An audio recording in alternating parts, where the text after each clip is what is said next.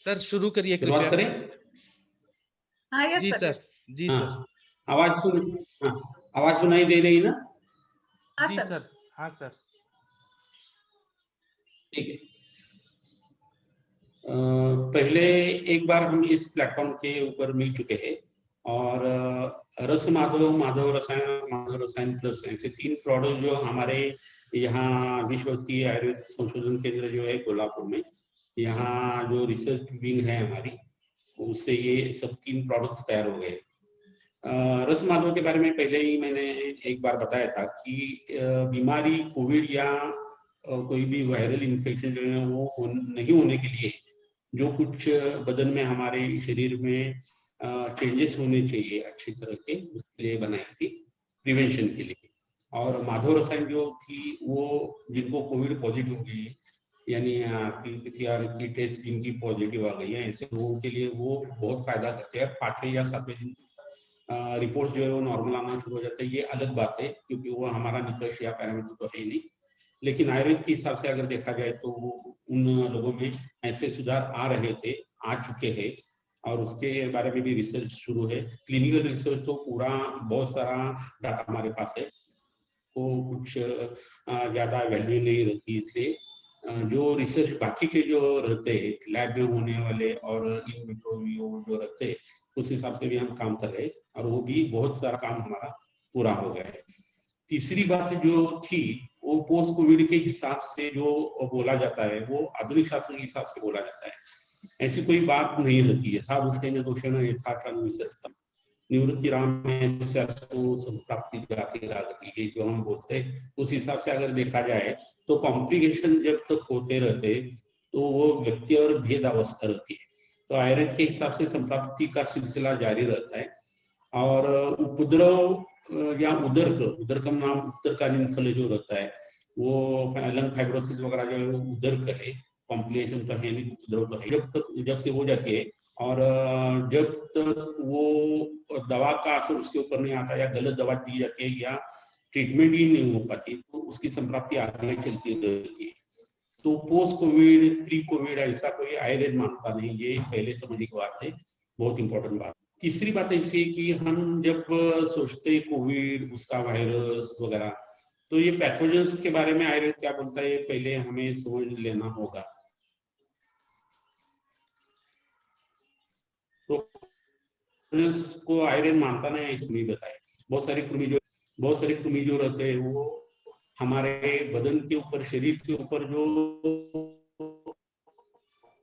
बाहर से अटैक करते हैं ऐसी तो चीजें रहती है, लेकिन श्लेष्मल त्वचा के ऊपर काम करने वाले और कई अलग रहते हैं। बात ऐसी है कि जब हमें तकलीफ देते हैं तो जंतुओं का प्रभाव हमारे ऊपर जो आ जाता है वो व्यंजक केतु के हिसाब से हो जाता है। ऐसा नहीं है कि वो रोग का कारण आयुर्वेद में यही चीज जो है वो बहुत इंपॉर्टेंट है। सुख तो निगम आरोग्य विकारो दुख में की जो व्याख्या है वो ज्यादा इंपॉर्टेंट है। जिसमें सुख मिलता है ऐसा आरोग्य है, जिसमें दुख मिलता है पूरे बदन को, मन को, शरीर को, तो उस वक्त उसको हम व्याधि बोलते हैं। ये एक बार जान लेने के बाद वायरस या पैथोजेंस की तरफ हम जो ध्यान देते हैं अभी, ये समाज की और अभी का जो काल चल रहा है उसकी डिमांड है, इसलिए हम करते हैं। आयुर्वेद का तो ऐसा कभी भी मानना नहीं है, क्योंकि क्या है, हमारा जो बल है, व्याधिक क्षमता जो है वो हमारे अग्नि के ऊपर निर्भर है, हमारे उदान वायु के ऊपर निर्भर है, हमारा जो ब्रह्मचर्य है उसके ऊपर वो निर्भर है, हमारे निद्रा के ऊपर निर्भर है, हमारा खून या रक्त सारता जो है कितनी अच्छी उसके ऊपर वो निर्भर है, मातृज पितृज भाव जो बताया, गर्भोपकर भाव जो है उसके ऊपर वो निर्भर है। उसमें आत्मज भाव जो है उसकी तरफ हम देखते तक नहीं है। बहुत सारे लोगों को कोविड हो जाता है या कोई भी बीमारी हो जाती है और कोई भी चीजें उनको मिलती नहीं, फिर भी वो अच्छे हो जाते हैं, और बहुत सारे लोगों को ट्रीटमेंट हो जाती है और वो अच्छे हो जाते हैं। तो मरना या मृत्यु जो है ये आत्मज भाव बताया है, इसकी तरफ भी ध्यान देना बहुत जरूरी है। बहुत सारे लोग चर्चिले बहुत सिगार पीते रहते हैं और फिर भी 90 बरस तक जिंदा रहते हैं, और उधर दूसरा कोई आदमी 40 बरस में ही मर जाता है सिगारेट स्मोकिंग, चेन स्मोकिंग करने के बाद। तो हमें ये सोचना होगा कि हमारा शरीर का बल क्या है और आत्मज भाव क्या है, हमारा पूर्व कर्म भी यहाँ काउंट होता है। ये सब चीजें जो है वो आधुनिक शास्त्र के लोगों को हजम होने की नहीं है, फिर भी आयुर्वेद ये सब सोचता है और उसके बारे में हमें कभी ना कभी तो सोचना होगा, ऐसी बात है। तो जंतुओं का जब हम प्रादुर्भाव हमारे बदन में देखते हैं तो हमें ये सोचना होगा कि ये चीज हो कैसे गई, इन्फेक्शन क्यों हो गया। सच बोले तो हमारी एक सेल जो रहती है उसके साथ 9 जर्म सेल या बाकी के जो पैथोजन सेल्स के सेल्स रहते हैं, इतना अगर उसका प्रमाण रहता है फिर भी हम अच्छी तरह से हमारा लाइफ स्पैन जो कंज्यूम कर सकते हैं। तो हमें ये सोचना होगा कि ये 9 से ज्यादा अगर हो गए और उनकी टॉक्सिसिटी या खून बदन में बढ़ना शुरू हो गया तो उसका कारण भी दोष धातु मल यही रहता है। आम दोषम महागौरम वर्जित विष जब हम बोलते हैं ना, तो ये आम जब तैयार हो जाता है तो उसमें ये जंतु जो है उनका प्रादुर्भाव ज्यादा हो जाता है। तो हमें ये सोचना चाहिए कि अग्नि के बारे में हमारा पहला जो सवाल रहेगा वो होना चाहिए, और अग्नि अगर अच्छा रहे तो कोई भी चीज खाने से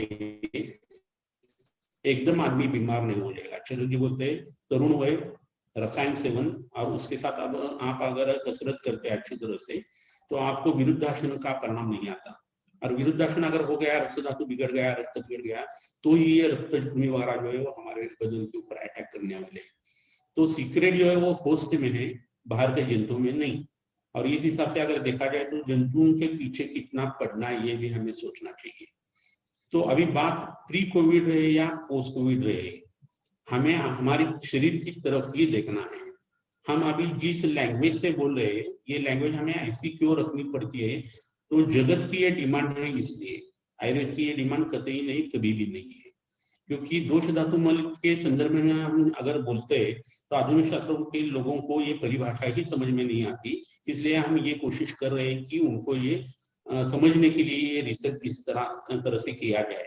लेकिन अच्छा तरीका यही रहेगा अक्सर कि डॉक्टर लोग रहे, होम्योपैथ रहे या बाहर के गोरे चमड़ी के लोग रहे, साइंटिस्ट रहे, कोई भी रहे, तो उन्होंने आयुर्वेद की परिभाषा पहले पढ़नी चाहिए, थोड़ा सा संस्कृत का ज्ञान जो है वो लेना चाहिए, और बाद में ही आयुर्वेद जो है वो समझ लेना चाहिए। क्योंकि आयुर्वेद वेद अगर रहता है तो आपको पहले ऋग्वेद और अथर्ववेद का अध्ययन करना होगा, क्योंकि ये उपवेद है।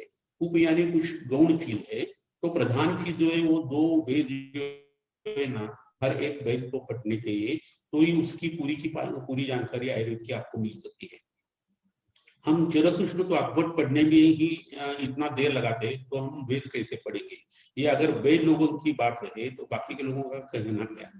इसलिए ये बात समझ लेनी बहुत जरूरी है कि आयुर्वेद अगर सीखना है तो आपको वेदों से शुरुआत करनी होगी, संस्कृत से शुरुआत करनी होगी, और बाद में आगे जाकर आप आपके मदर टंग में या आपकी जो जुबान रहेगी उससे आयुर्वेद सीख सकते हैं। आपका तजुर्बा भी उसके साथ बढ़ जाता है।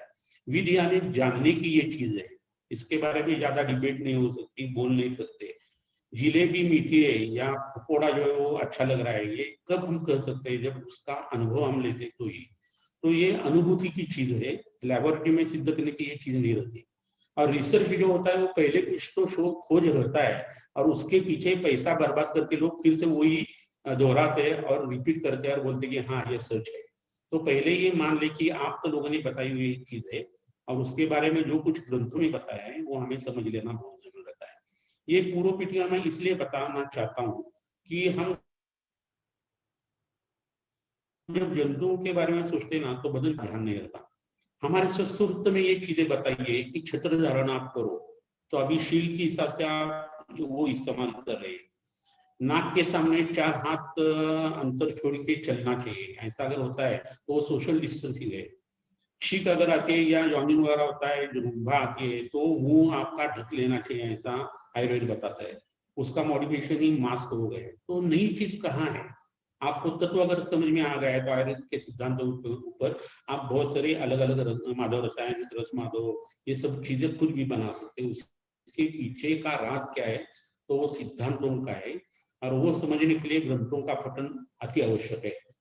ये सब चीजें मैं इसलिए बता रहा हूँ कि आयुर्वेद में फॉर्मुलेशन बहुत सारी हो सकती है, अलग अलग वैद्यों की अलग अलग दवाएं आ सकती है, लेकिन उसके पीछे जो सिद्धांत चरक जी ने बताए, स्पेशली चरक का जिक्र मैं क्यों करता हूँ, चरकस्तु चिकित्सक ने ऐसा बताया है।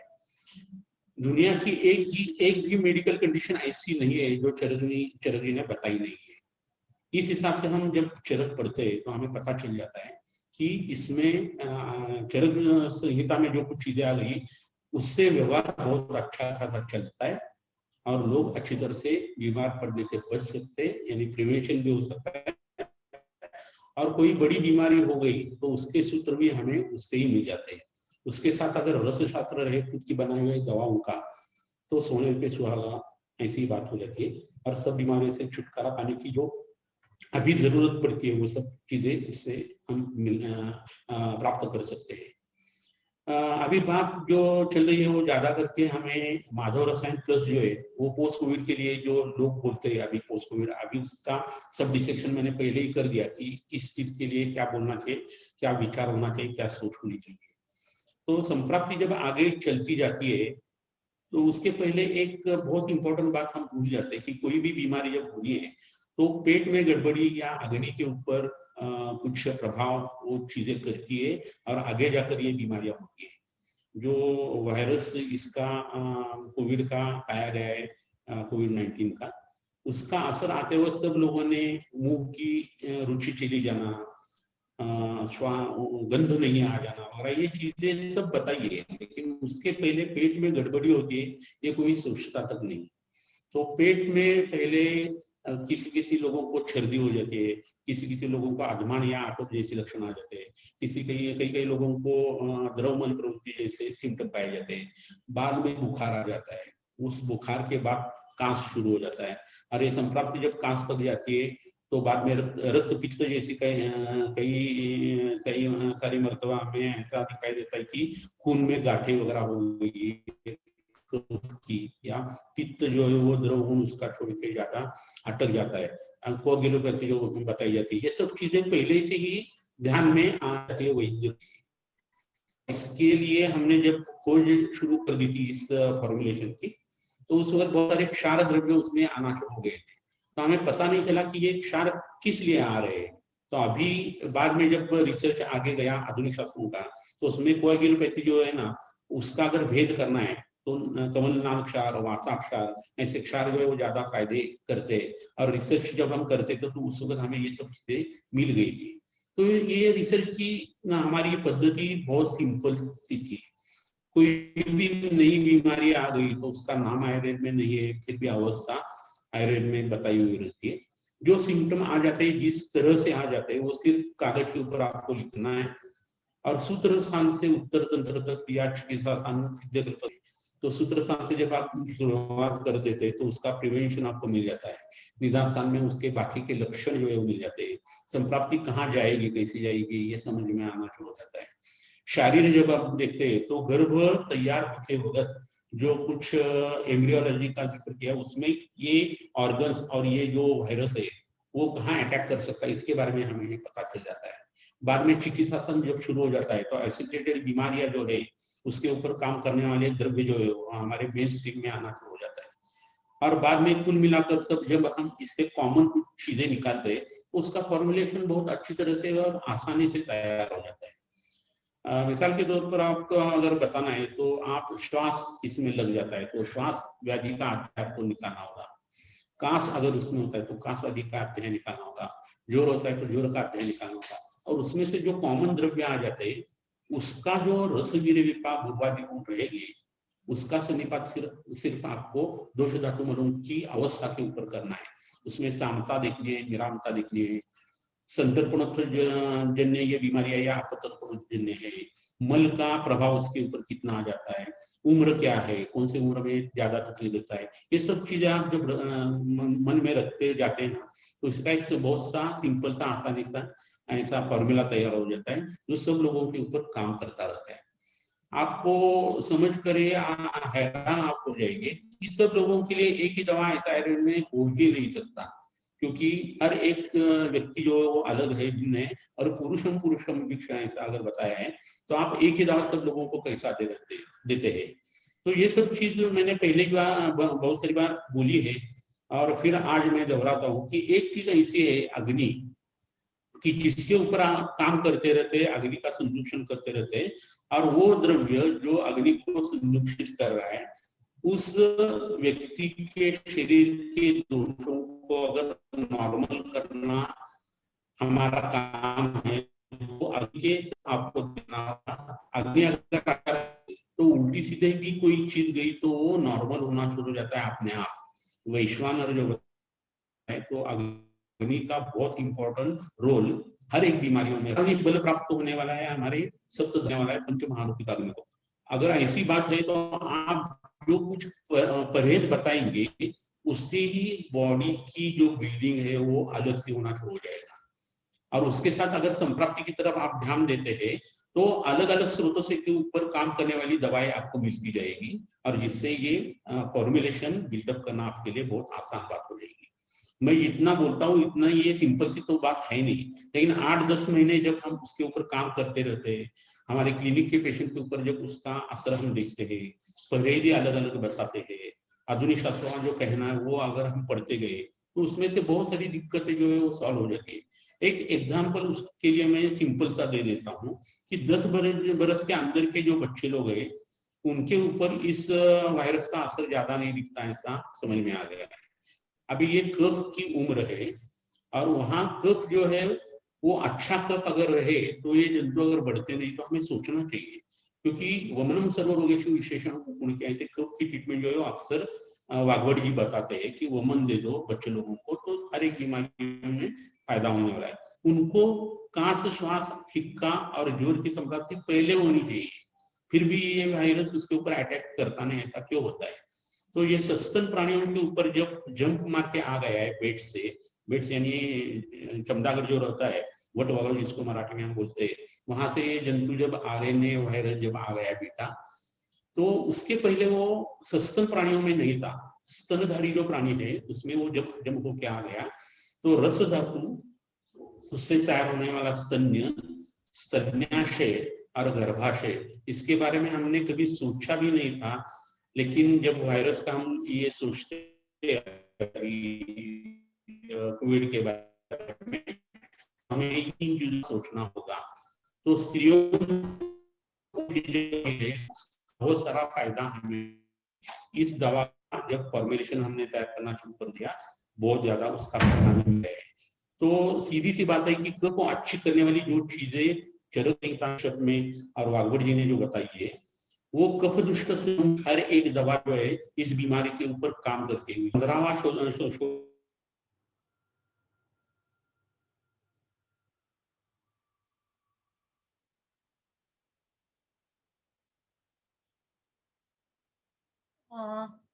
शायद सर का वीडियो स्टक हो गया है।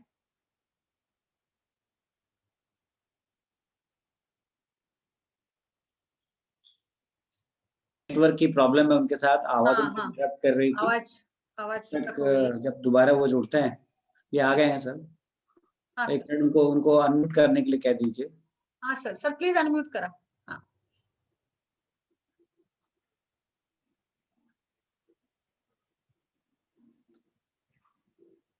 उनका नेटवर्क में थोड़ा सर कंटिन्यू सर प्लीज। हाँ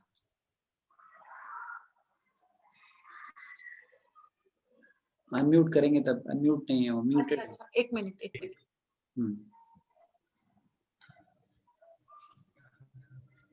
हो गए? जी जी। तो स्तन्य पाचन, मल पाचन, गर्भाशय के ऊपर काम करने वाली जो द्रव्य है उसका सबका फायदा हमें इस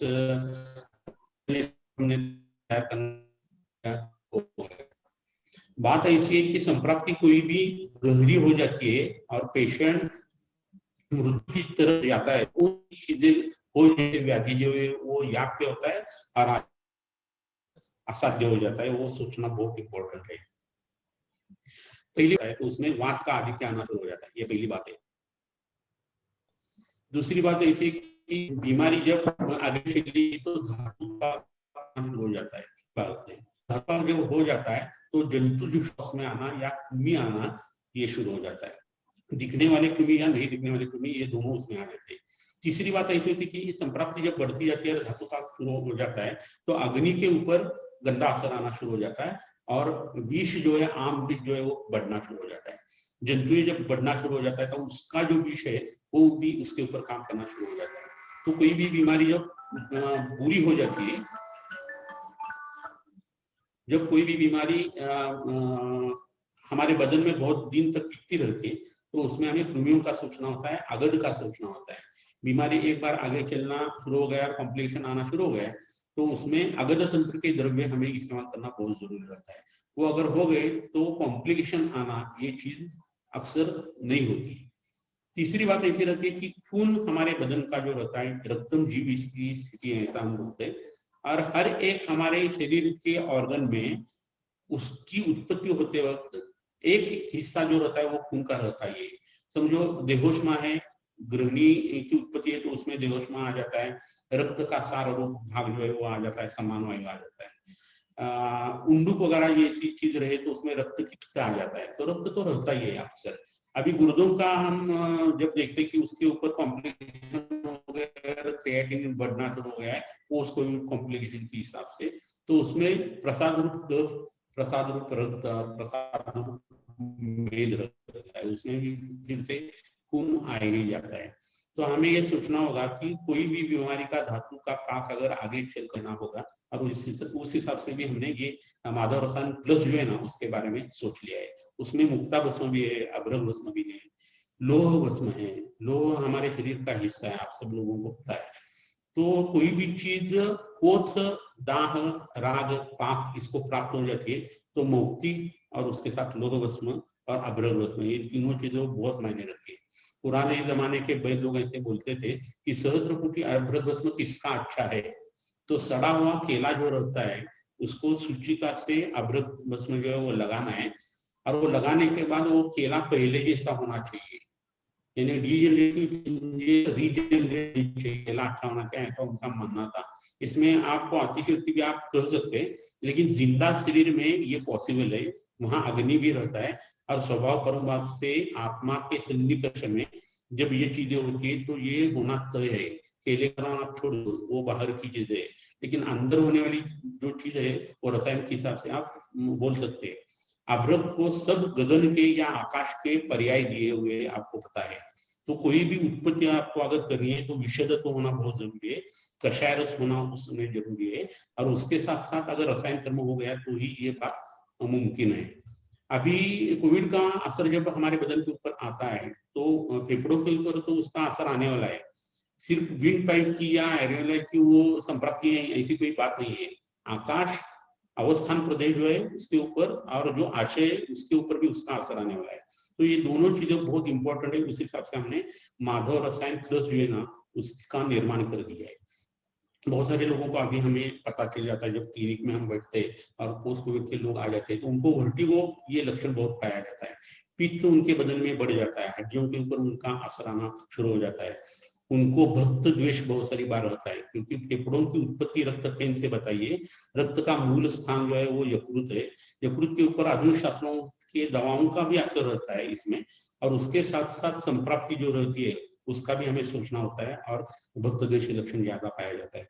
बहुत सारे लोगों को पित्त का प्रकोप इतना हो जाता है कि रक्त पित्त की संप्राप्ति हो जाती है और स्ट्रोक या ब्रेन में हिमरेज होना, ऐसी भी सिम्टम्स बहुत सारी बार पाए गए हैं। ग्राउंड ग्लास ओपेसिटी बढ़ने के बाद आगे जाकर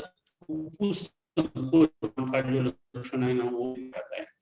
हमें ये सोचना होगा कि ये ये सब जो दवाएं हमने तैयार करके स्पेशली माधव रसायन प्लस, इसका अनुपान आगे जाकर जब बढ़ना थोड़ा सा शुरू हो जाता है तो घृत के साथ देने से उसके लाभ जो है वो ज्यादा दुगुना और तिगुना बढ़ जाते हैं, ऐसा हमारा तजुर्बा है।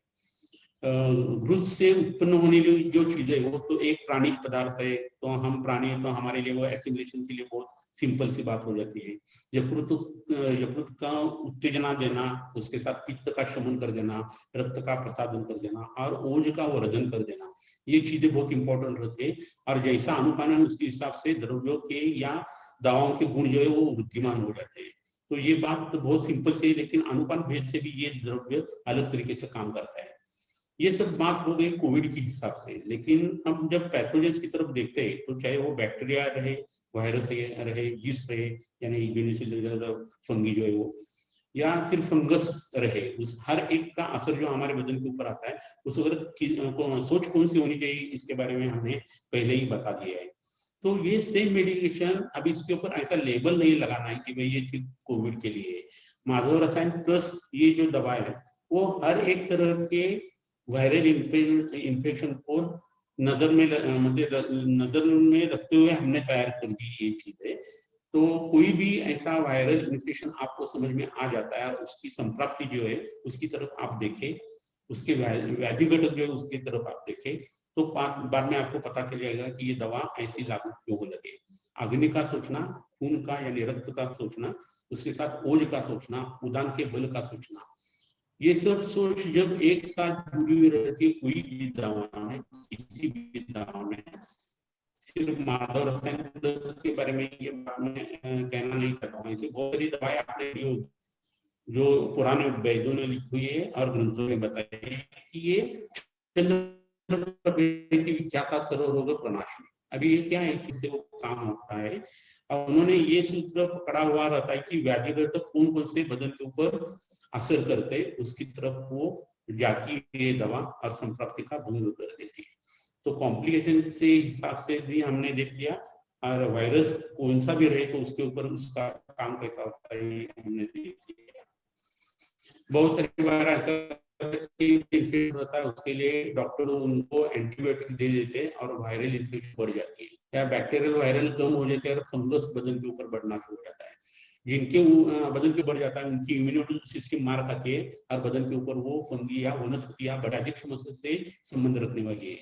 तो हर एक दवा जो हम इस्तेमाल करेंगे वो चरल भी जैसा बोलते हैं वैसा व्याधि क्षमता बढ़ाने के लिए, व्याधि का नाश करने के लिए और एट द सेम टाइम वो रसायन भी होनी चाहिए। ऐसी जो दवाएं वो खोज कर हमने, जैसे मैंने पहले बताया उस हिसाब से कॉमन निकालकर उसका सर्वेक्षण हमने किया है, अनुसंधान किया है और बाद में आगे जाकर ये दवाई तैयार हो गई है। ये सब जो चीजें मैंने अभी बताई उसको एक रिसर्च का खास एंगल है और मेरे साथ मेरे एक शिष्य जो है शैलेश मालेकर, वो यहाँ बैठे, उन्होंने वो काम बहुत अच्छी तरह से किया है। आयुर्वेद के एक अच्छे ऋषि और साइंटिस्ट, इसका जो एक अच्छा कॉम्बिनेशन रहता है उनमें आपको मिल जाएगा और वो उसके बारे में बाद में धन्यवाद।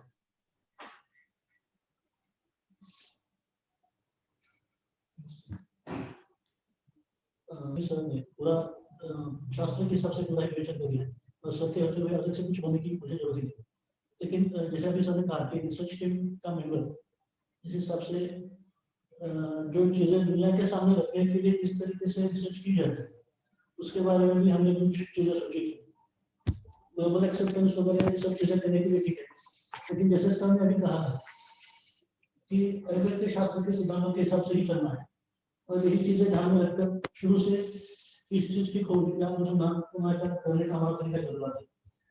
अभी जो सर ने जैसे तुलनावटी के बारे में कहा, तो जब इस काम की शुरुआत हुई थी पुरुषम विषय जो यदि हमारा सिद्धांत है, फिर भी हमारे शास्त्र में सर्वोच्च जैसा कल्प नहीं पाया जाता है।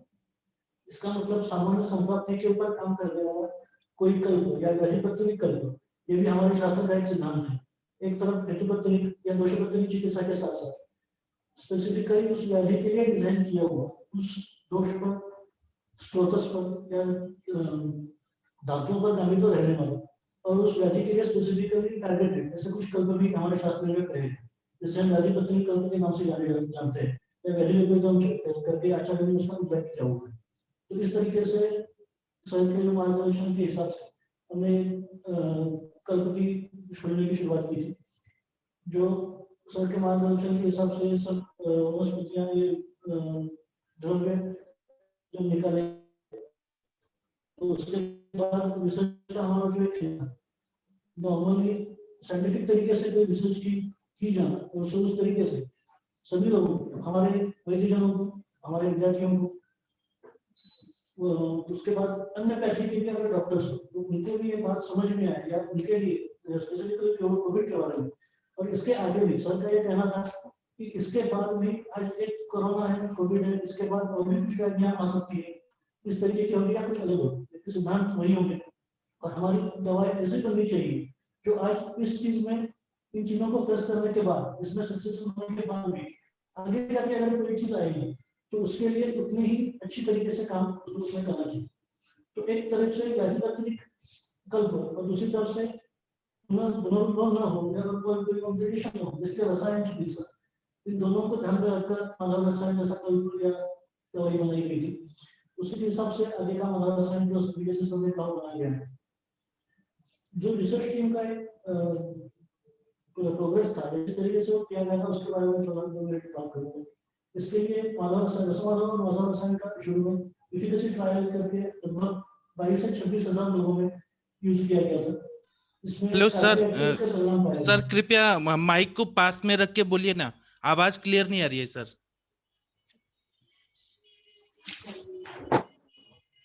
थोड़ा सा सर थोड़ा सा लाउडली अगर बोलेंगे तो अच्छा रहेगा।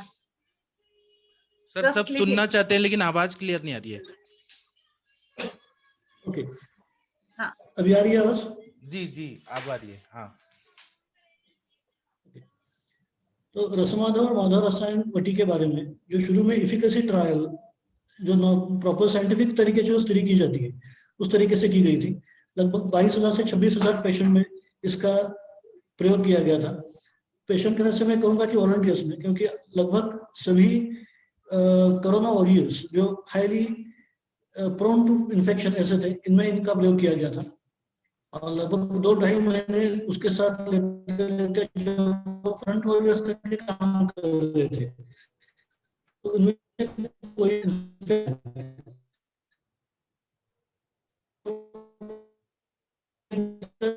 हमने इसका प्रयोग किया, सुना है और देखा है। तो इंटरल्यूकिन 6 का in vitro study culture, tissue culture में इसका प्रोपोगेशन करके वो कैसे करता है, आयुर्वेदिक मेडिसिन के लिए इसका एक ट्रायल किया गया। इस इन विट्रो ट्रायल में इंटरल्यूकिन 6 इनहिबिशन, डायरेक्ट इनहिबिशन के लिए माधव रसायन was very effective, was found very effective. Madhav रसायन का काफी अच्छा परिणाम इसमें पाया गया। तो ये परिणाम देखने के बाद इसका रिसर्च पेपर भी अभी जल्दी एक ख्यातनाम इंटरनेशनल जर्नल में पब्लिश होने जा रहा है इसी महीने में। उसके बाद efficacy trial, in vitro trial ये होने के बाद प्रॉपर फेज 2 क्लिनिकल ट्रायल जो की जाती है, कंपैरेटिव क्लिनिकल ट्रायल, उसके लिए हमने काम शुरू किया था। और एक very well known international university के साथ टाइप करके वहाँ की एथिकल कमेटी अप्रूवल वगैरह सब जो फॉर्मेलिटी एक प्रॉपर साइंटिफिक ट्रायल की होती है, एक internationally acceptable, globally acceptable trial के लिए जो होती है, वो सब की गई। और उसके बाद 2 महीने पहले इसका क्लिनिकल ट्रायल भी शुरू हो चुका है। इस ट्रायल में भी लगभग काफी पेशेंट अभी तक रिक्रूट हो चुके हैं। जो परिणाम पाए गए वो भी काफी इंटरेस्टिंग है। ये एड ऑन और इंटरवेंशनल क्लिनिकल ट्रायल इस तरीके की ट्रायल है, और उसमें अभी तक जितने पेशेंट रिक्रूट किए गए, एलोपैथिक जो स्टैंडर्ड केयर ट्रीटमेंट है उसके साथ साथ Madhav Rasayan as add on हमने यूज किया है, as add on model, because it was mandatory in this type of trial. और उसके 5th डे, ऑन 5वें दिन ही पेशेंट निगेटिव पाए जा रहे हैं। इसके साथ साथ जो ALP, CRP, फेरिटीन, ये जो वाइटल पैरामीटर्स है, इसमें भी काफी इंप्रूवमेंट दिख रहा है। तो इस तरीके से अभी रसमाधव का as a prevention, Madhav Rasayan as a curative, and Madhav Rasayan plus इसे एक पोस्ट कोविड कॉम्प्लिकेशन, जैसे अभी सर ने कहा कि एक पोस्ट कोविड ऐसा आयुर्वेद की तरफ से नहीं माना जा सकता। एक व्याधि, उसके पूर्व रूप, उसके लक्षण और उसका उपद्रव या उदर, इसी तरीके से हमें देखना है। लेकिन सामान्य लोगों को यूज करने के लिए जिस तरीके से हमें देना चाहिए, इसलिए एक तरफ पूरे आयुर्वेद के सिद्धांत आयुर्वेदिक तरीके से बनाया हुआ, खोजा हुआ फॉर्मुलेशन, लेकिन at the same time proper acceptable paper work scientific किया चालू है। CTR, clinical trial registry of India, जो क्लिनिकल ट्रायल रजिस्टर करने वाली एक बॉडी है। तो इस तरीके से किए जाने वाले ट्रायल के कारण ये होगा, कल ऑलरेडी 3-4 कंट्रीज में माधव रसायन जहाँ पहुंचे उसके अच्छे से हमें मिले।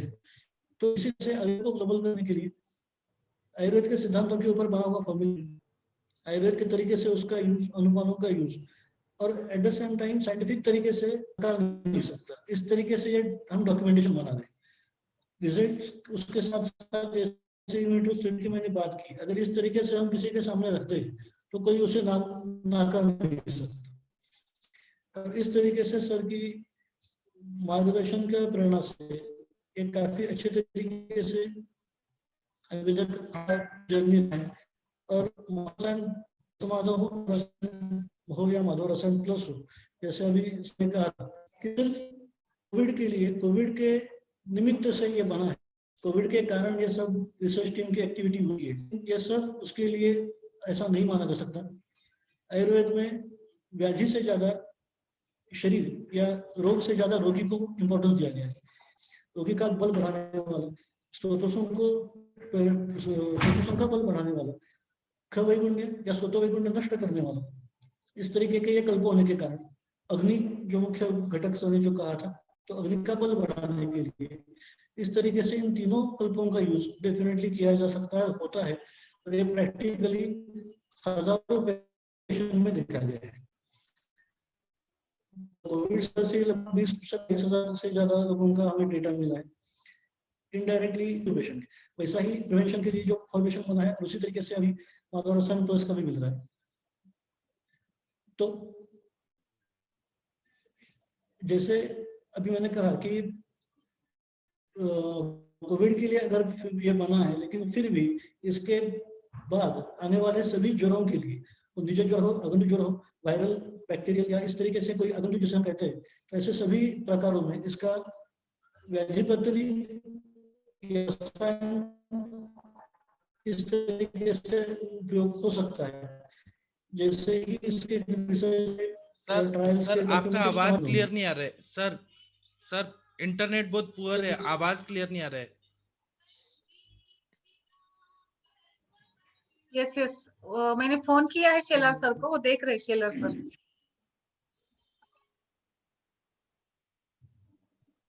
शायद सर गांव में है इसीलिए थोड़ा प्रॉब्लम हो रहा है।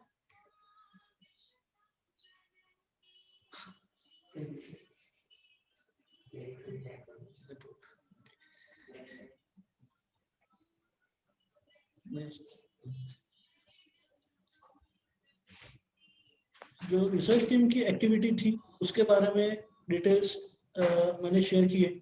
इसके बाद आदरणीय सर से किसी को कुछ सवाल है या रिसर्च के बारे में किसी को कुछ क्वेरी हो तो आप अपने सवाल पूछ सकते हैं। धन्यवाद। Sir question answer session start कर सकते हैं।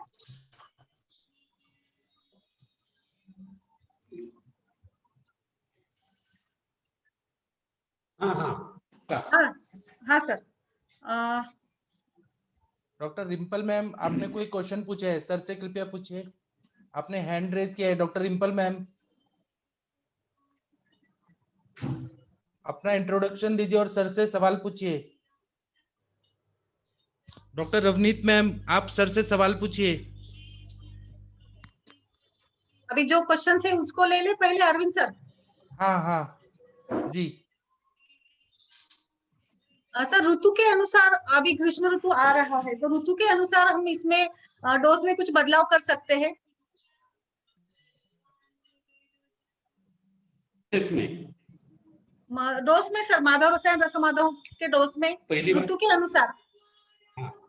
पहली बात ऐसी कि अभी ग्रीष्म नहीं, वसंत आने वाला है। नहीं उसके बाद ग्रीष्म ऋतु आ जाएगा। हाँ क्वेश्चन एक है यहाँ पे, इसीलिए मैंने पूछा आगे। तो वसंत ऋतु में कफ जब बढ़ जाएगा तो 6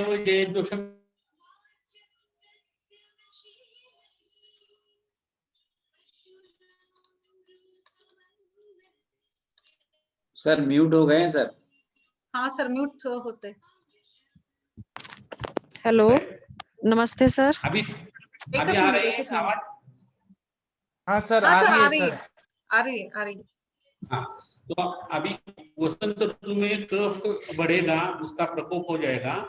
इसलिए माधव रसायन की जो डोज जो बताया है वो सुबह शाम एक गोली खाली पेट ले सकते हैं। उसके साथ महासुदर्शन क्वाथ या पंचभद्र कषाय जैसी कड़वी चीज देनी चाहिए या फलतिकारी क्वाथ जैसी चीजें देनी चाहिए।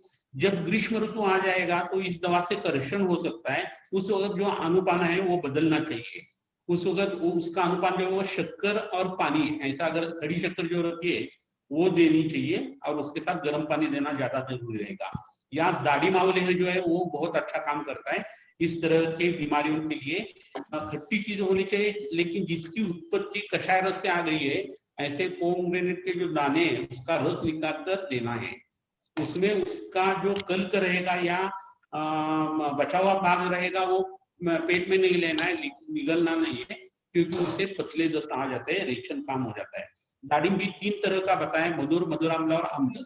उसमें मधुर जो है वही लेना होगा। और उसके साथ उस वक्त ग्रीष्म ऋतु में हम ये दवा दे सकते हैं। उस वक्त उसका डोज जो है वो इससे भी आधा करना है, यानी सुबह आधी गोली और शाम को आधी गोली उस वक्त माधव रसायन की काफी है।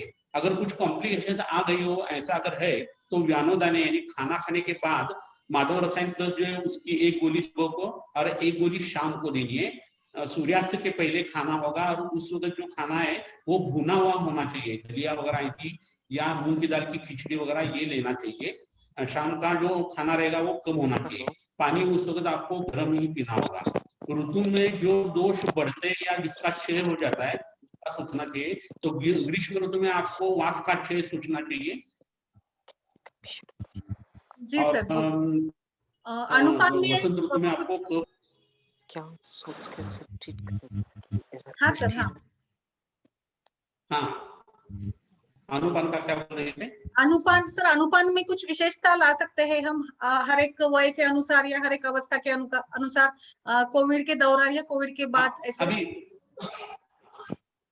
बच्चे लोगों को जब अनुपान रहता है तो अक्सर शहद दिया जाता है या गर्म पानी दिया जाता है। शहद अगर दे दिया तो ज्यादा अच्छा रहता है, क्योंकि शहद छेदी बताया है, कम करने के लिए उसका फायदा हो जाएगा। मधुमक्खी का पित्त तो उसमें रहता है, तो बचपन में जो कुछ बीमारियां होती है उसमें जो अग्निमांद रहता है वो आसानी से दूर हो जाता है, शहद जब इस्तेमाल किया जाता है तो। या गर्म पानी तो हम दे ही सकते हैं। गर्म पानी के साथ सीतोपला डाल दी जाए तो कोई दिक्कत की बात नहीं, उससे बलगम बढ़ता नहीं। लेकिन जो शक्कर आमतौर पर इस्तेमाल होती है व्हाइट शुगर, वो नहीं डालिए, उससे तकलीफ हो सकती है। यंग एज रहे तो गर्म पानी के साथ आप वो दवा ले सकते हैं, और बुढ़ापे में आपको फिर से खड़ी शक्कर और पानी, गर्म पानी, यही अनुपान उसके लिए फायदा करेगा। Yes sir, thank you. Doctor Chauhan पूछते हैं म्यूकोमाइकोसिस फंगल इन्फेक्शन के लिए किस प्रकार से हम इसका यूज कर सकते हैं? Mucormycosis fungal infection. Fungal infection कोई भी बदन के ऊपर जब हो जाता है ना, तो इम्यूनो सिस्टम का ही हमें ज्यादा सोचना होता है व्याधि क्षमता के हिसाब से। लेकिन आयुर्वेद के हिसाब से अगर देखा जाए तो कोई भी स्किन के ऊपर लीजन आ जाता है तो उसका मतलब ये है कि हमारे बदन में मल, मूत्र और स्वेद से कुछ गंदगी बाहर जा रही है, उतने द्वार अभी पूरे नहीं पड़ रहे और टॉक्सिन हमारे बदन में वैसा का वैसा बरकरार रह रहा है, और उसकी वजह से खून जो है वो और ज्यादा खराब होते जा रहा है, विकृत होते जा रहा है। तो इसका मतलब ये है कि बदन, हमारे शरीर के ऊपर जो कुछ लीजन्स आ जाते हैं वहां मल द्वार तैयार हो जाता है, और वहां से गंदू वगैरह और लसिका जो है वो बहती रहती है, और वो जो टॉक्सिन है वो निकालना बॉडी को जरूरी, उसकी जरूरत पड़ती है। अगर ऐसा होता है तो हमें एक स्किन डिसीज में पहले क्या होना चाहिए, संरक्षण या विरेचन होना बहुत जरूरी रहता है। माधव रसायन के साथ, माधव रसायन जब हमें इस्तेमाल करना है उस वक्त हमें आरगवत जो रहता है उसके अंदर की जो मिंगी रहती है, आरगवत मगज जिसको मराठी में हम बोलते हैं, वो गर्म पानी में डालना है, 50 ग्राम उसका हांट बनाना है आरगवत का, और उसके साथ माधव रसायन जो है वो रात को देना है। आप बिलीव नहीं करेंगे, लेकिन सिर्फ आरगवत मगज की मज्जा जो रहती है उसका फांट 50 ml 15 दिन तक ले लिया जाए, 90% फंगल इन्फेक्शन कम हो जाते हैं। इतना अच्छा असर जो है वो संरक्षण इफेक्ट उसका आ जाता है। संरक्षण करने वाली ऐसी दूसरी चीज जो है वो मुनक का भी है, और लता करंज या पुत्ती करंज जो है ना, उसके पत्ते जो है ना वो ये काम करते हैं। संरक्षण करतम पाके लघुवात तथा प्रथम शोधम उष्ण वीर्यम च पत्रम पुत्री करंजनम, ऐसा बताया है। तो करंज के पत्ते भी आप इसके साथ इस्तेमाल कर सकते हैं, मुनक्का का फांड भी इस्तेमाल कर सकते हैं। तो कौन सा भी फंगल इन्फेक्शन रहे तो वो धीरे धीरे कम होता जाता है। इसके साथ आपको लगाने के जो चीजें देनी है ना, उसमें महातिक्त और तिक्तक जो है वो बाहर से एप्लीकेशन के लिए भी बहुत फायदा करता है। हमें ये बात पता नहीं चलती, हम जब कुष्ठ का अध्याय पढ़ते हैं तो महातिक्तक हमें लगता है कि ये सिर्फ पेट में लेने की चीजें हैं, ऐसी बात नहीं है। उसके घटक द्रव्य आप अगर देखते हैं ना तो स्किन को बाहर से लगाने के लिए भी इसका फायदा हो जाएगा। आधुनिक शास्त्र की ये शोकांतिका है कि उन्होंने तेल और घी की तरफ दवाओं के हिसाब से कभी देखा ही नहीं है। लिपिड प्रोफाइल बढ़ेगी इसलिए वो मत खाओ मत खाओ मत खाओ ऐसा ही करते रहते, लेकिन पेट में अगर ये चीज आप लेते हैं तो स्किन के ऊपर उसका बहुत गहरा असर आ जाता है। महातिक्तक द्रुत है और वो शमन मात्रा में 30 ग्राम अगर हम हर सुबह को खाते हैं गर्म पानी से तो स्किन की बहुत सारी इन्फेक्शन वहां ही कम हो जाती है और बाद में विरेचन और रक्तमोक्षण आप कर सकते हैं। तो आपको अगर माधव रसायन प्लस इस्तेमाल करना है तो इन तीनों अनुपात से आप कर सकते हैं या सिर्फ महातिक्तक भी इस्तेमाल कर सकते हैं। सर बहुत बहुत धन्यवाद।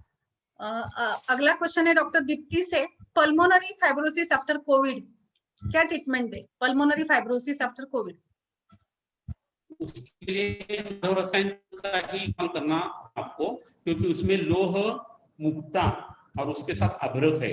आपने अगर चरक संहिता पढ़ी हो तो आपको पता चल जाएगा कि मुक्ताग्नि चूर्ण नाम की बहुत अच्छी दवा जो बहुत महंगी बिकती और उसमें वंश के बीज है, उसके साथ शाक के बीज है और बाकी के बहुत सारे उपरत्न रत्न के पिष्टी उसमें आ गई है।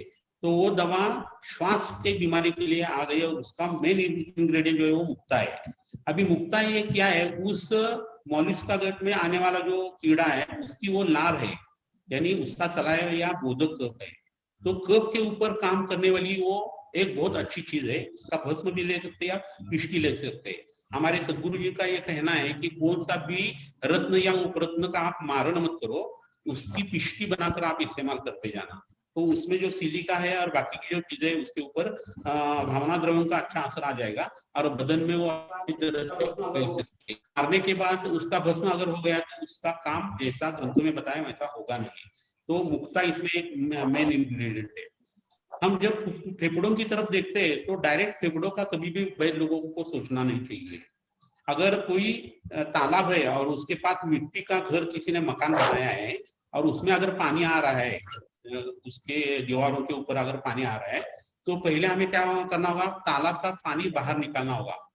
बाद में वहां कुछ पत्थर वगैरह डाली मिट्टी डालनी चाहिए तो घर का जो दीवारों के ऊपर जो पानी जम रहा है चल रहा है वो कम होता जाएगा। वैसी बात हमारे फेफड़ों के बारे में आपको सोचनी होगी।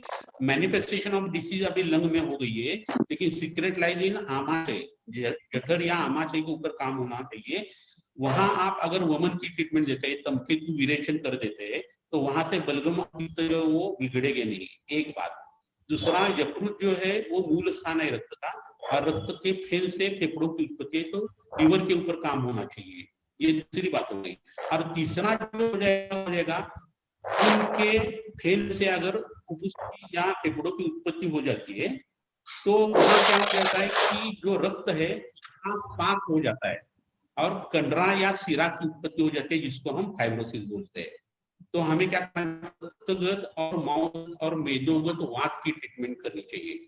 वीरे को मांस मेद से निरोहा प्रशमनानी ऐसा बताया, तो उन लोगों को भी विरेचन ही दिया जाता है, इसलिए तमकेतु विरेचन बोलते हैं। तो जिनको लंग फाइब्रोसिस हो गया है उनको पेट साफ करने की दवा निरूह बस्ती, उसके साथ माधव रसायन जो है वो पेट में देना चाहिए जैसा मैंने बताया, और अतसी उपना वगैरह जो है वो बाहर से लगवाने चाहिए। तो उसमें फाइब्रस टिश्यू जो है वो घुल जाना शुरू हो जाता है और धीरे धीरे कपूरी मधुरी नाम की एक वनस्पति, उसको संस्कृत में स्पुक्का बोलते हैं, यहाँ महाराष्ट्र प्रांत में बहुत सारी मिलती है। उसका वाटर डिकॉक्शन जब आप देते हैं तो एडिजन्स और फाइब्रोसिस इमीडिएट कम होना शुरू हो जाता है। ये चीजें सब ऐसी तरह की जो है ना वो माधव रसायन प्लस में हमने डाली हुई है। और ये जब हम शुरू कर देते तो धीरे धीरे फेफड़ों आकार जो है वो सुधरना शुरू हो जाता है। इसके साथ अगर परहेज ही रहे तो जो उच्च कोटि के परमाणु है वो तैयार होना, टिश्यू तैयार होना शुरू हो जाता है। स्वभाव से जो व्रण वस्तु तैयार हो गई है वो फेफड़ों में से निकलना शुरू हो जाता है। अभ्रक का भी ऐसा असर आ जाता है, आकाश बढ़ जाता है। लोहा जो है वो खून को प्रसादन करने वाला है और उसके साथ साथ मुक्ता का मैंने अभी जो बात बताई वो भी हो जाता है। और कुल मिलाकर उसका असर जो रहता है वो लंग फाइब्रोसिस कम करने में हो जाता है। तो ये कंप्लीट ट्रीटमेंट अगर करनी है तो वैद्य की सोच उसके साथ होनी चाहिए। दो दवाई की गोली दे दी और काम हो गया हिसाब से हम नहीं कर सकते। उसके साथ आपकी सोच आयुर्वेदिक होनी चाहिए, फंडामेंटल आयुर्वेदिक होनी चाहिए और उसका टोटल एग्जीक्यूशन होना चाहिए। Thank you sir. Doctor Deepti, शायद इनका समाधान हो गया होगा। अगला क्वेश्चन है डॉक्टर अखिलेश गुप्ता पूछते हैं, विटिलिगो में किस प्रकार से इसका डोज और किस प्रकार से उपयोग करें माधव रसायन का? इसमें विटिलिगो विटिलिगो विटिलिगो, हाँ विटिलिगो ये अलग सी चीज है और उसके ऊपर हमने माधव रसायन प्लस जो है वो अभी तक इस्तेमाल मैंने नहीं किया है, लेकिन रस माधव का उसके ऊपर असर आता है ये हमने देख लिया है। तो रस माधव जो है ना,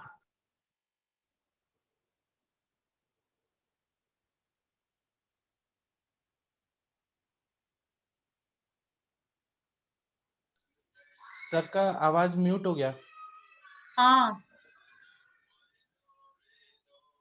शायद नेटवर्क प्रॉब्लम हो रही है।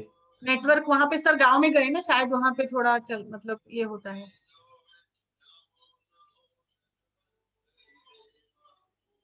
सर को प्लीज फोन शेलर करिए ना। हाँ किया। शेलर सर, हाँ आवाज आ रही है अभी? हाँ हाँ सर सर आ आ रही रही है। आ रही। हाँ यस। तो शीत्र की जो संप्राप्ति हो जाती है, हर एक कुष्ठ जो है वो आगे जाकर शीत्र कुष्ठ जो है वो शीत्र में कन्वर्ट हो जाता है ऐसा मानते हैं।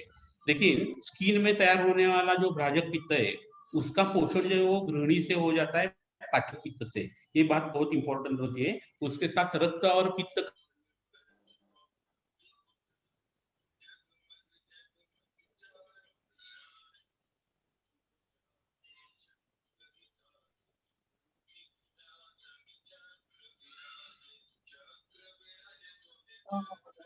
हेलो सर, शायद नेटवर्क प्रॉब्लम हो रहा है। हाँ हाँ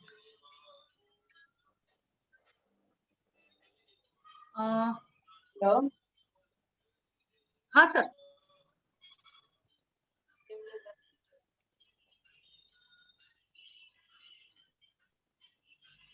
अगर मोबाइल से कनेक्ट हो सके सर तो बहुत अच्छा हो जाएगा। सर को मोबाइल से लिंक दे हाँ, दीजिए ना। मैं मैं यहाँ दे पे देता हूँ। नहीं, मोबाइल लिंक तो है, लिंक तो दिया है। शेलर सर को मैं एक बार बोलती हूँ फोन करके कि वो वैसे ही कनेक्ट करें। इसमें ज्यादा ये लगता है ना, इंटरनेट अगर अच्छा नहीं है तो, स्टेबल नहीं है तो।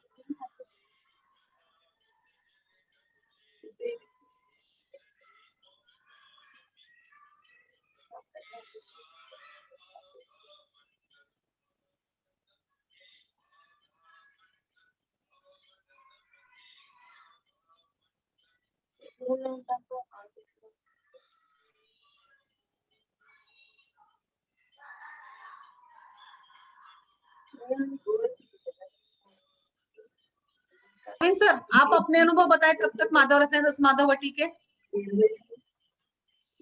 अरविंद सर, मैं बताने से अच्छा सर को भी लेके आते हैं ना।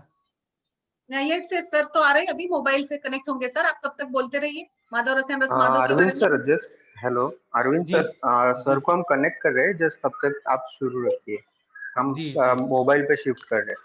जी। हाँ मोबाइल पे आप आएंगे आप सर तब तक। ये में मैम आप क्वेश्चन एक एक बताते जाइए, मैं आपको बताते जाता हूँ आंसर।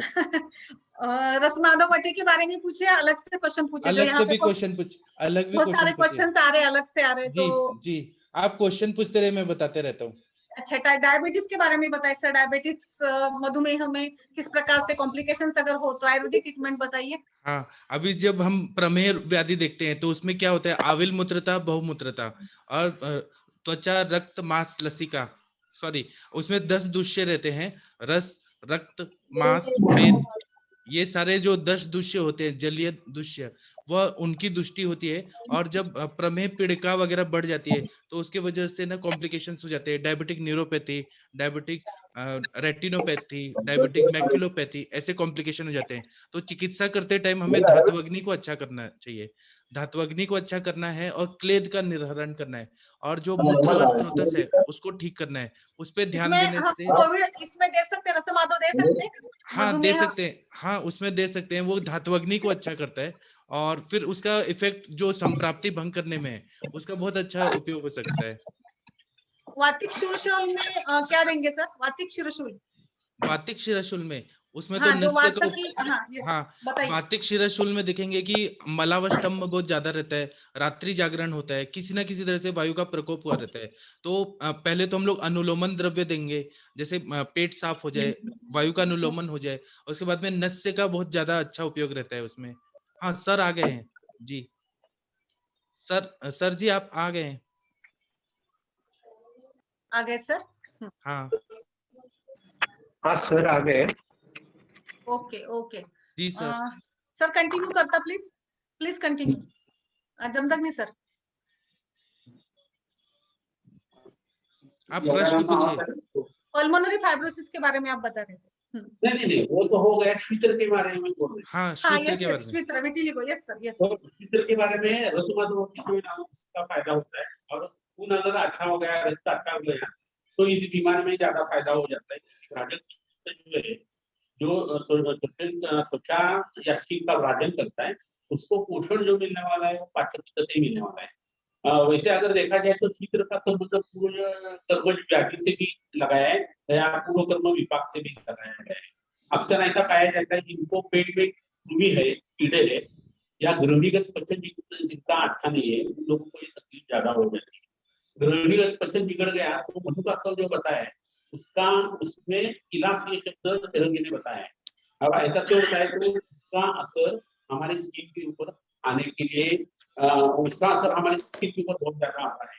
तो हमें ये सोचना होगा कि कभी भी रक्त की विकृति हो गई या अशुद्धि हो गई तो रक्त मोक्षण, विरेचन, और उसके साथ अगर रस माधव लिया जाता है तो उसका फायदा हो जाता है।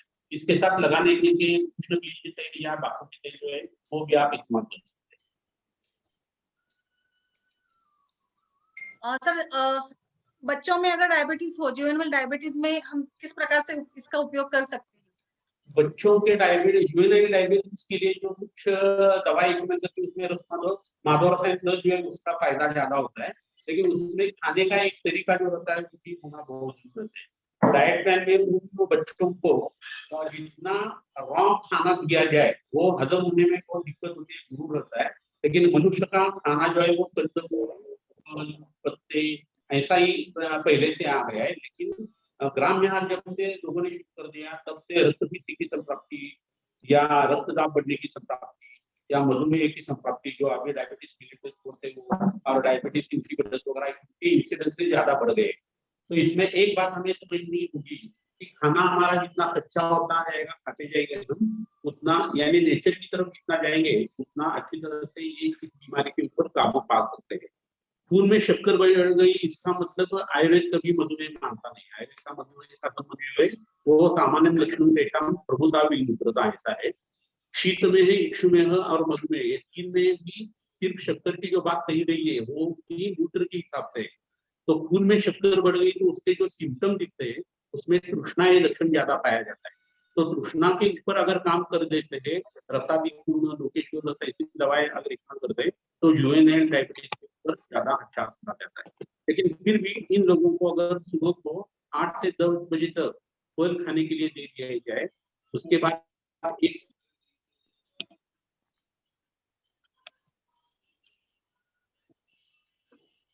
खाना है वो थोड़ा बहुत दे दिया जाए, यही शाम को अगर तीन अनज एक जैसा ही रखते गए तो इंसुलिन का डोज धीरे धीरे कम होकर छूट सकता है। इसके साथ आपको ये सोचना होगा कि मधुमेह का संबंध आधुनिक शास्त्र जो पैंक्रियास से लगाता है, वैसे ही हमारी शरीर में जो ग्रंथियां है उसमें सलाइवरी ग्लैंड है, हिस्टोलॉजी उसकी भी सेम है, और वृषण ग्रंथियों में और स्त्रियों में बीज ग्रंथि है।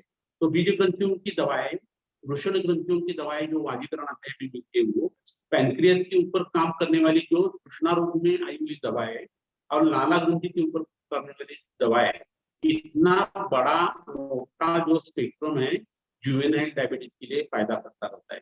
तो आप सिर्फ 3 एक दवाओं में सब चीजें बैठेगी ऐसी कोई बात नहीं। आयुर्वेद की सोच ये अलग है, और इस हिसाब से अगर आप माधव रसायन उन अनुपानों के साथ या उन दवाओं के साथ इस्तेमाल करते हैं तो जुवेनाइल डायबिटीज जो है ना उसका क्योर या क्योर भी पॉसिबल है। जुवेनाइल डायबिटीज के बारे में वो याद पे बीमारी लगती है क्योंकि लोग इंसुलिन देते रहते हैं, ऐसी बात नहीं है। तृष्णा अगर उसमें करेक्ट की जाए तो बहुत अच्छा असर हमारे आयुर्वेद दवाओं पर आ जाता है। दूसरी बात ऐसी रहती है कि जुवेनाइल डायबिटीज बहुत सारे बच्चे लोगों को तब होता है, तो कई बच्चों को पहले बुखार हो जाता है, बाद में खांसी आ जाती है और बाद में एकदम से उनकी प्यास बढ़ जाती है और डायबिटीज होता है। कई लोगों को सिर्फ बुखार रहता है और बाद में ये पाया जाता है। कई लोगों को पहले एंटीबायोटिक जो है वो दिए जाते हैं।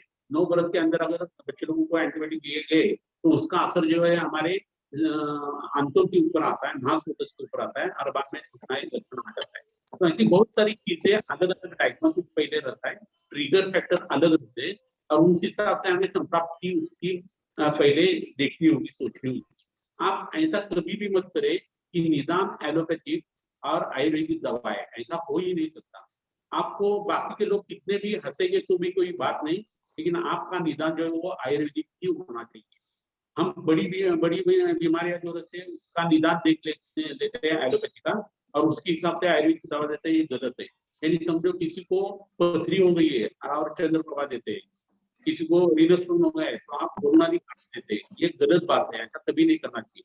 क्योंकि पथरी ये बीमारी ओरिजिनल हुई नहीं सकती, ऐसा भी हो सकता है। आप बिलीव नहीं करेंगे लेकिन कफज आर्श के लक्षण में आत्मरी आ गया है। उस आदमी को अगर कफज आर्श है तो उसको दिक्कत कुछ नहीं रहती, खून भी गिरता नहीं, ठंडा क्यों भी होती रहती है उसको तट्टी को, लेकिन वो उसके बारे में बताता नहीं। वो वैद्य होना चाहिए जिसने ये पूछना चाहिए कि भाई आपको अश्मरी के पहले अर्श है या नहीं, और वो अगर अर्श है बोलता है तो आपको कफज अर्श की ट्रीटमेंट करनी है, उससे कफज अर्श अच्छे हो जाएंगे और पथरी अपने आप गलना शुरू हो जाएगा। अदरवाइज कफज अर्श की वजह से अगर पथरी है तो कितनी भी चंद्रप्रभा आप उसको खिलाओ वो हटने वाली नहीं है। तो आपका निदान ही गलत रहता है, अक्सर ऐसा होता है। तो हमारा निदान जितना आयुर्वेदीय रहे उतनी आयुर्वेदिक दवाई जो है अच्छी खासी निकल सकती है। और इसके लिए चरक जी का जो चिकित्सा स्थान है उसका क्रम आप देखते गए तो उसको क्रम महात्म्य है। पहले ज्वर उत्पन्न होता है, बाद में रक्तपित्त होता है, बाद में काश होता है। वाघबड़ी ने जो बताया ना वो भी सही बात है, और उस हिसाब से ही संप्राप्ति यथार्थ हमारे बदन में फैलती रहती है। तो ग्रंथों में जो क्रम अध्ययन के बताए हैं उसके ऊपर भी रिसर्च होना चाहिए कि सीधी सी बात करके। तो हमारा निदान आयुर्वेदिक तो दवाएं आयुर्वेदिक हो सकती है, आधुनिक शास्त्रों का निदान और उसके ऊपर आयुर्वेदिक दवा कभी भी मत खोजे, उसका असर कभी भी नहीं आ जाता। सर बहुत सुंदर विवेचन, बहुत धन्यवाद। एक क्वेश्चन है, डॉक्टर कुसुम पांडे पूछती है, कोविड वैक्सीन लगने के बाद पेशेंट को 6-7 डेज के बाद अगर फीवर जैसा लग रहा हो या सर्वांग दाह हो उसमें, तो उसमें हम किस प्रकार से कुछ दे सकते हैं क्या? और एक दूसरा भी सवाल मैं इसके साथ ही पूछूंगी कि वैक्सीनेशन का रिप्लेसमेंट हो सकता है क्या इस वटी के सेवन से? वैक्सीन का हम किस प्रकार? हाँ, ये बहुत अच्छी बात आपने पूछी। वैध लोगों को आयुर्वेदिक दवा लेने के वैक्सीनेशन नहीं करना, क्यों नहीं करना चाहिए? ये भारत विरोधी कुछ मैं बोल रहा है ऐसी कोई बात नहीं है। आयुर्वेद में जो चीजें बताई है वो हमें पहले इस्तेमाल करने उसका असर आता है। ये दूसरी बात, कोई भी रिसर्च जब वैक्सीन का हो जाता है तो उसे 8 से 10 बरस लगते हैं। ये 1.5 बरस में कैसा तैयार हुआ है, 1.25 बरस में, ये समझ में नहीं आती बात। उसका असर आता है, ऐसा रिसर्च हो भी गया होना तो भी एक बात अलग से रह जाती है। कोई भी बदन में वैक्सीनेशन हम करते हैं बदन के ऊपर, शरीर के ऊपर, तो बाद में क्या हो जाता है, आगे जाकर उसके एंटीबॉडीज तैयार हो जाते हैं। तो पोलियो के वैक्सीनेशन करने के बाद आपके बदन में एंटीबॉडीज है, MMR वगैरह करने के बाद के आपके बदन में एंटीबॉडीज है। अभी कोविड के कर दिए तो उसके एंटीबॉडीज आ गए हैं।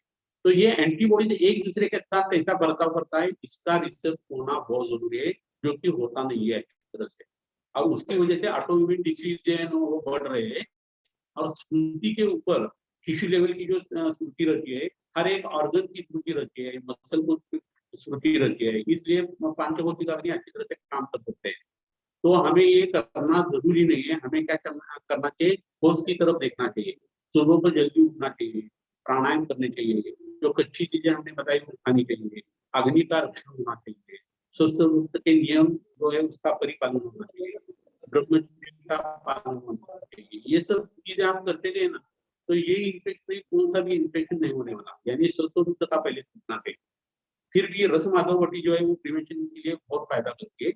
बाद में माधव रसायन जो है वो भी आप इस्तेमाल कर सकते हैं। अगर कोविड हो ही गया तो 5वें या 7वें दिन तक वो दवा का असर इतना आ जाता है कि लोग मरने से बचते हैं। जिनको कोमोर्बिडिटी है उसमें धातु पाक ज्यादा होता रहता है, इसलिए डेथ रेट ज्यादा लगता है। दिखता है, लेकिन उसमें भी आप आयुर्वेद के हिसाब से अगर संप्राप्ति लगाते हैं और दवा देते हैं तो उसका अच्छा असर आने ही वाला है।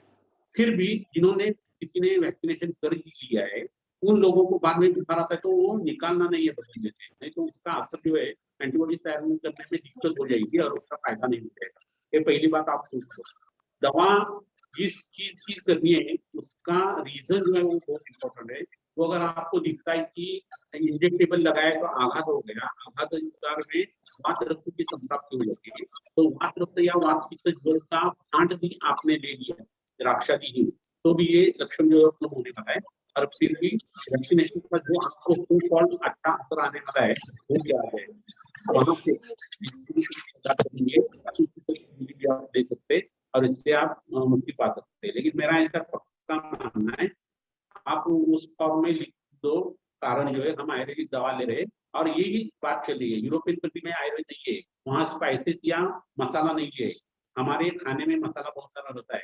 कोई भी घर की बूढ़ी औरत है वो इतना कोई तो काढ़ा पिला रही है और ये आयुर्वेद भारतीय लोगों के साथ है, इसलिए कोविड का असर इंडिया में कम हो गया और दूसरी जो की वेव आने वाली है वो भी नहीं आएगी। बिल्कुल सर, बहुत सही कहा आपने। हमारे आहार में मसालों का या अग्निदीपन पाचन जैसे उष्ण द्रव्यों का बहुत सारा उपयोग हम करते हैं। अगला क्वेश्चन है डॉक्टर अखिलेश गुप्ता से, मेंटल रिटार्डेड या बच्चों में किस प्रकार से हम इसका उपयोग कर सकते हैं। और इसी के साथ एक दूसरा क्वेश्चन भी मैं पूछ लेती हूँ। डॉक्टर रूपा कारखानीस पूछती है, इस माधव रसायन या रस माधव वट्टी में रसौषधि का उपयोग नहीं किया है, क्यों नहीं किया है? रसौषधि का उपयोग नहीं किया है, क्यों नहीं किया है? अभी दोनों जहाँ तैयार होती है कोई चीज वहाँ के लोग ही उनको ज्यादा विरोध करते रहते हैं, ऐसा होता है। पहले से ही इंडिया में हेवी मेटल करके लोगों ने बैल लोगों को आयुर्वेद को सताया है।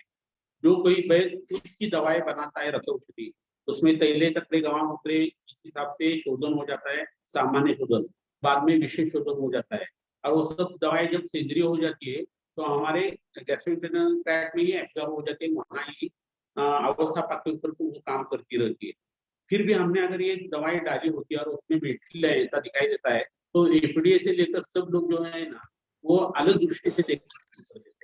उसके साथ साथ हमारे एमबीबीएस डॉक्टर लोग जो भैया लोग हैं वो भी उसको तकलीफ देना शुरू कर देते हैं। ये सब ध्यान में रखते हुए हमने रसौषधि जो इस्तेमाल नहीं की, उसमें पारद वगैरह हमने कभी भी इस्तेमाल नहीं किया है।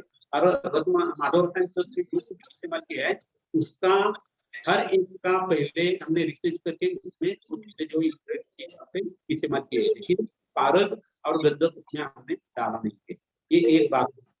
मेंटल रिटार्डेशन के लिए ये दवा ये ऐसा कैसा चल रहा है कि ये 3 दवाएं और सब को उसका असर बता रहा है, तो ऐसी कोई बात नहीं है। माधव रसायन का इसके ऊपर असर आ सकता है, लेकिन मेंटली रिटार्डेड जैसे मेंटली रिटार्डेड है वो देखना होगा, तो वो बीज संस्था अगर अच्छी तरह से नहीं हुई तो ये बात हो सकती है। और मेंटल रिटार्डेशन का दूसरा हेतु जो रहता है उसमें ट्रॉमा बदल लग गया, चीज को लग गया, उसकी वजह से हो सकता है, या कोई दुष्टता आ गई है उसकी वजह से संस्कृति की वजह से हो गया तो भी ये चीजें होती है। लेकिन फिर भी बचपन जब वो बच्चा पैदा हो जाता है उस वक्त अगर उसको ऑक्सीजन नहीं मिलता उसके ब्रेन को तो एसपीजीएस की वजह से बहुत सारी बार ये पाया जाता है और बाद में मेंटल रिटार्डेशन होता है।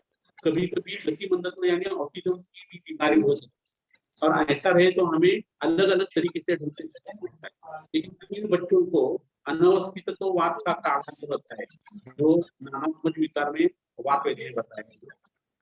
चैतन्योदय रस नाम की की दवा जो है श्रीखंड आदि गुण के साथ और जो है वो इसमें बहुत ज्यादा फायदा करता है। अश्वत्थ यानी पीपल जो रहता है उसके पत्ते के ऊपर गरम गरम चावल और उसके साथ अगर घी हम लेते और की दाल खाते बहुत अच्छा फायदा होता है।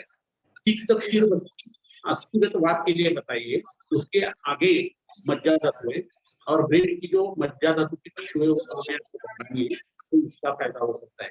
इसके साथ स्नायु और स्वर्ण सिंधु जो है वो भी अच्छे से हम डील कर सकते हैं, इस्तेमाल कर सकते हैं। इन बच्चों के ऊपर उसका फायदा होता है। आगे जाकर ब्रेन की जो डेवलपमेंट है वो 3 बरस तक बहुत अच्छी होती है, इसके बाद बहुत तकलीफ होती है। 3 बरस के अंदर जो बच्चे लोग रहते हैं उनके सिर के ऊपर बाम्बू शूट्स, बचा और हरिद्रा का लेप लगाना होता है, तो ब्रेन की डेवलपमेंट अच्छी तरह से होना पॉसिबल होता है। इन बच्चों के पीछे 2 से 3 बरस तक लगना होता है, तो इनमें कंप्लीट सुधार होता है। Thank you sir. एक और क्वेश्चन है कि इसकी तुलना हम सन्निपात ज्वर से कर सकते हैं क्या, कोविड की तुलना? और हाँ, इसके बारे में मैं बताना चाहूंगा कि सन्निपातिक अवस्था और ज्वर जो है ना, वो 15 दिन में मारने वाले, 21 दिन में मारने वाले, 10 दिन में मारने वाले, ऐसा वर्णन आयुर्वेद में आ गया है। सन्निपातिक और त्रिदोषज अवस्था दोनों में भिन्नता है। चरक का अगर 80-60% आप निकाल देना तो वहाँ त्रिदोषज अतिसार भी बताया और सन्निपातिक अतिसार भी बताया है। तो त्रिदोषज से सन्निपात ये अलग है और ज्यादा मैलिगन यानी सबसे सीवियर है। तो हमें दवा अगर इस्तेमाल करनी है तो सन्निपातिक ज्वर की जो दवाएं वो ज्यादा इस्तेमाल इसमें करनी होती है, क्योंकि ये 14 दिन का इंक्यूबेशन पीरियड है और 5वें या 8वें दिन में ही आदमी को मारता है, ऐसा बहुत सारी बार दिखाई देता है। तो इसमें जीवक सन्निपात, श्वसनक सन्निपात जो है वो, कर्णमुंड सन्निपात, ऐसी जो चीजें है, और इसके साथ एकांग सन्निपात नाम की एक चीज है, वो कॉम्प्लिकेशन के लिए बहुत फायदा करती है। हमने ऐसा एक एक्सपेरिमेंट किया है, आप सब लोगों के साथ मैं शेयर करता हूँ, आप भी उसका फायदा उठा लें। आपके पेशेंट अगर कैंसर जबान का किसी को हो गया है, तो जबान का कैंसर जिनको हो गया उनको जीवक सन्निपात की दवा आप इस्तेमाल करके देख लेना।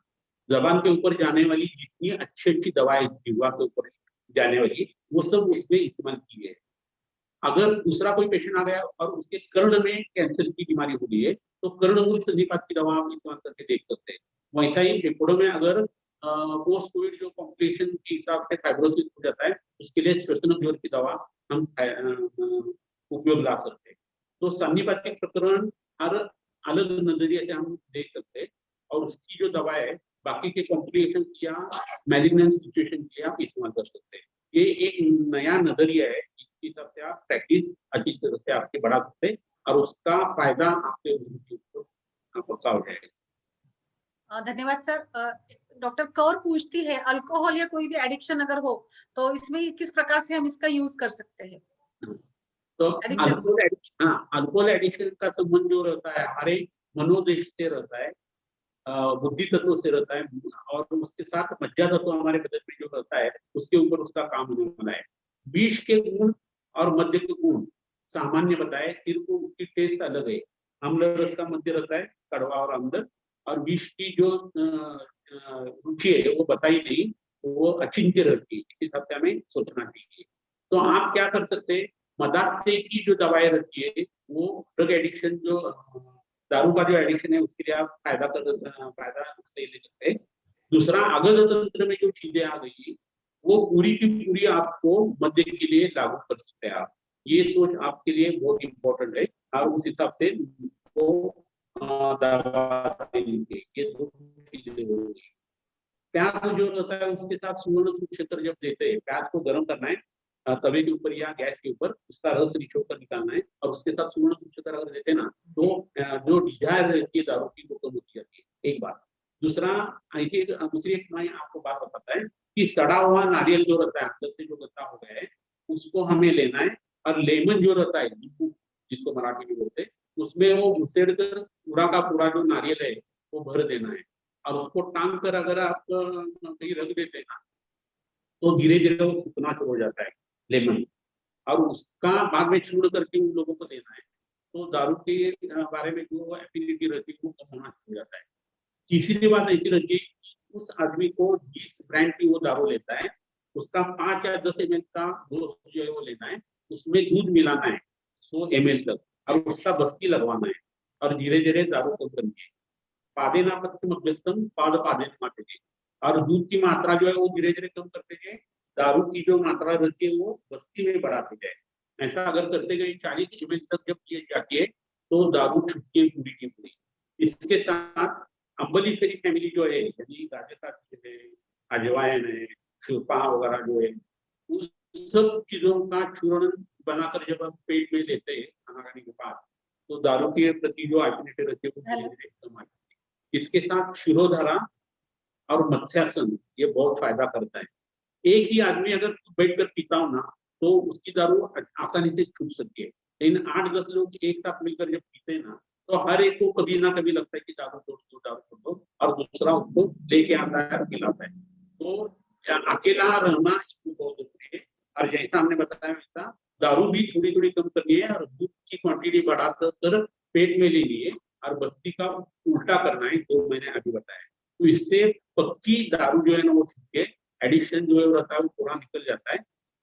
लिवर में जो कुछ गलत चेंजेस आ गए उसके लिए महामंत्री लो है, जगरूप बिहारी लो है, या रसाबुल है, बहुत सारी दवा पड़ी हुई है। वो देने के बाद अल्कोहलिक लिवर सिरोसिस जो है वो कम होता रहता है।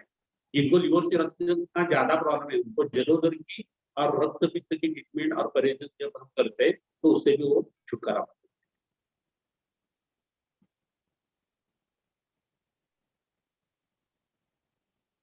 डॉक्टर शिल्पा जी नेक्स्ट क्वेश्चन पूछिए कृपया। हाँ सर, आप लाइव क्वेश्चंस कुछ पूछिए ना। डॉक्टर रिंकी पूछना चाहती थी ना, हैंड रेज किया था। हाँ, उनको जिन्होंने unmute- हैंड रेज किया है अनम्यूट करिए कृपया।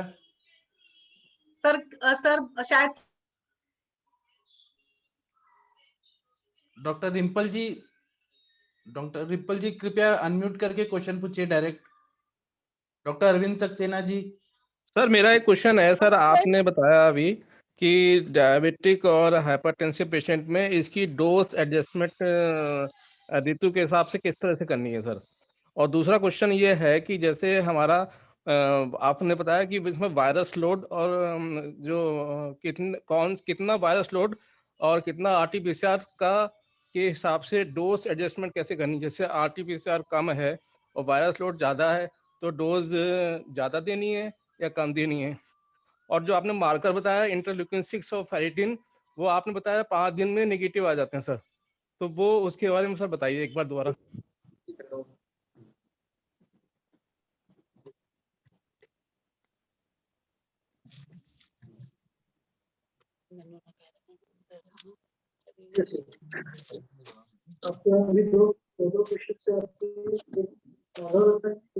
सर आवाज थोड़ा सा आवाज सर आपका आवाज बहुत लो है सर, वॉइस बहुत लो है, आप थोड़ा लाउड बोलिए प्लीज। आपके साथ दो सवाल है। एक आधा रसायन का डोज कितना एडजस्ट करना है या कैसे एडजस्ट करना है, अगर इन्फेक्शन ज्यादा हो तो क्या कर सकते हैं, एक बार। दूसरा है आपका इंटरल्यूकिन 6 के बारे में। तो ये इंटरल्यूकिन 6 के लिए ऐसी अपनी दवाई नहीं होगी। माधव रसायन का डोज आप हाइपरटेंशन डायबिटीज के पेशेंट लेंगे तो भी कोमोर्बिडिटी होने के बाद भी हमने उसी डोज में उसे यूज किया है। जो बेसिक डोज हम जो बताते हैं 1 टैबलेट 3 टाइम्स अ डे, दिन में 3 बार एक गोली खाने से पहले गर्म पानी के साथ या सादे पानी के साथ लेंगे, और उसके बाद आगे के 5 दिन एक गोली रोज सुबह खाने पे गर्म पानी या सादे पानी के साथ लेंगे। ये पॉजिटिव पेशेंट के लिए सेम डोज सभी के लिए आप दे सकते हैं। जी नेक्स्ट क्वेश्चन पूछिए। नेक्स्ट क्वेश्चन डॉक्टर दीप्ति जी हाँ कृपया जी सर। अनम्यूट।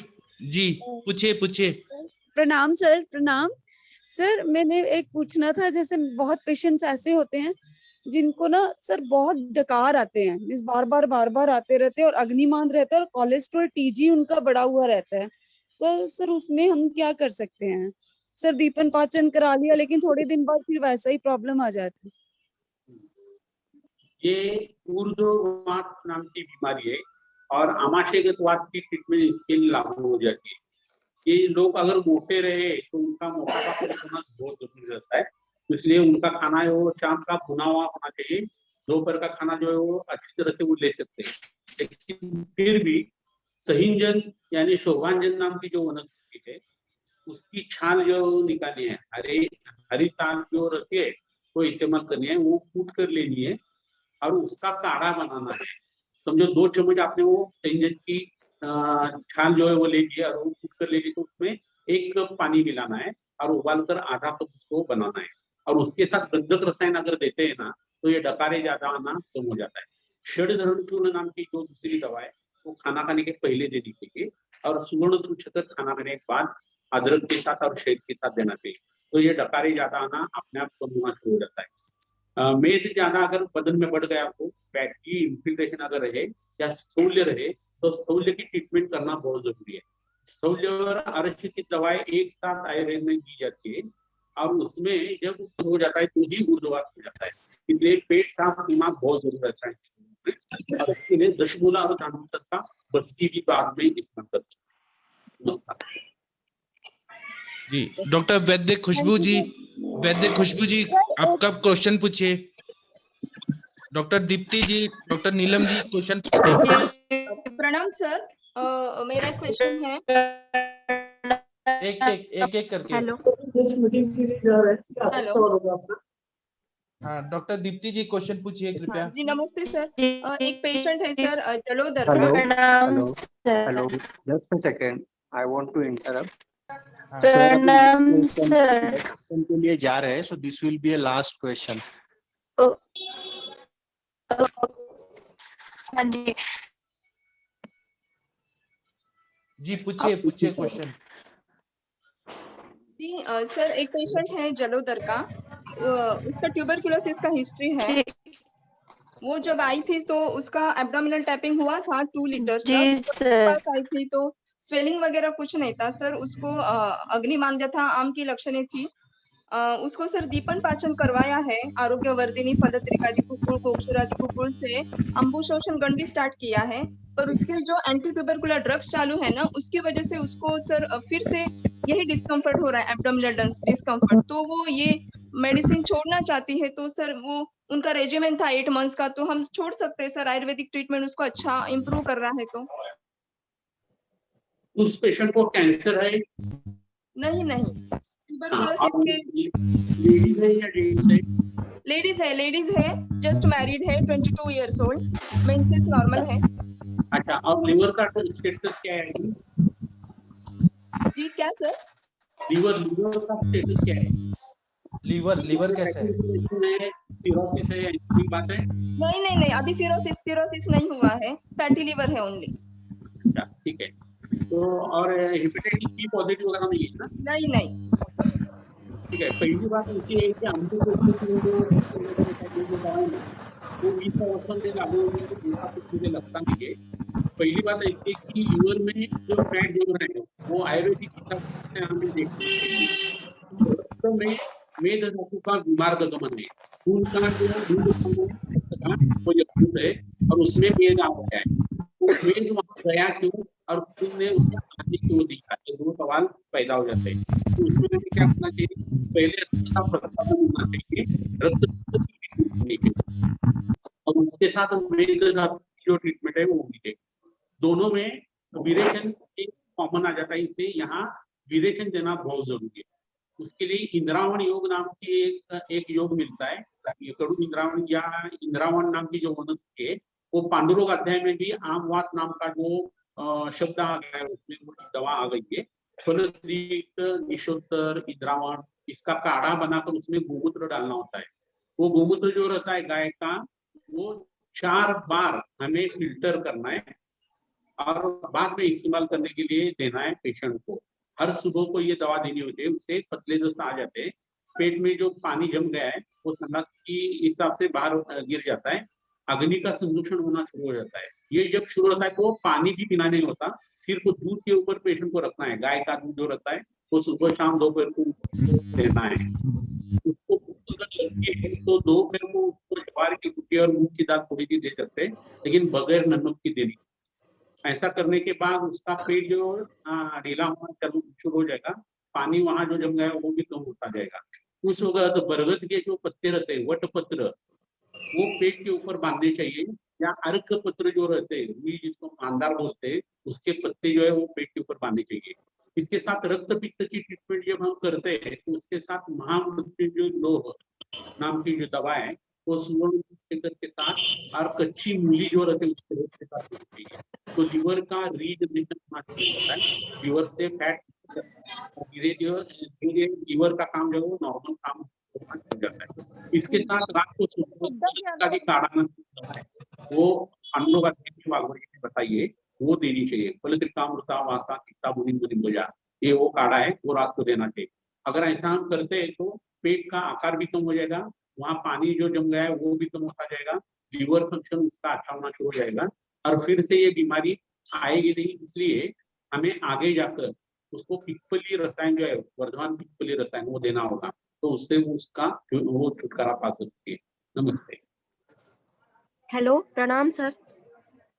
हेलो,